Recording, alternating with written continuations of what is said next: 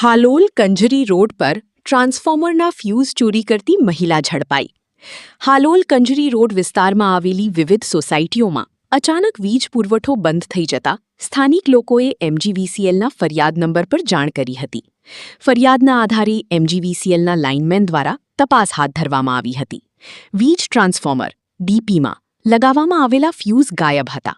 ત્યારબાદ શંકાના આધારે એક રિક્ષામાં બેસી રહેલી મહિલાને રોકી તેની તપાસ કરવામાં આવી. ગ્રામજનોની હાજરીમાં મહિલાનો થેલો ચકાસતા તેમાંથી અંદાજે 10થી 15 કોપરના ફ્યુઝ તેમજ એલ્યુમિનિયમના કેબલ મળી આવ્યા હોવાનું જણાવાયું છે. પોલીસ ઘટના સ્થળે પહોંચી હતી. ત્યારબાદ મહિલાને વધુ પૂછપરછ અને કાયદેસરની કાર્યવાહી માટે હાલોલ પોલીસ સ્ટેશન ખાતે લાવવામાં આવી હતી. હાલોલ એમજીવીસીએલ ટાઉનના વિસ્તારમાં આવતા કંજરી રોડ પર અલગ અલગ સોસાયટીઓના પાવર બંધના ફરિયાદો કમ્પ્લેન્ટ પર આવતા અમારા લાઇનમેન શ્રીપરવન પરથી ફ્યુઝ ચોરાયેલા જાણવા મળેલ હતા. તો અલગ અલગ સોસાયટી મલ્ટિપલ સોસાયટીમાં ફ્યુઝ ચોરાયેલા જાણવા મળતા ત્યાં રોડ પર કલરવ સ્કૂલ છે એ બીજી સોસાયટી છે એમાં ફ્યુઝ જે એલટી સાઈડના આવે છે ટ્રાન્સફોર્મરના એ ગાયબ હતા. અમારા લાઇનમેન દ્વારા તપાસ કરતાં એમને શંકા ગઈ કે આ ફ્યુઝો ચોરાઈ જવા પામેલ છે.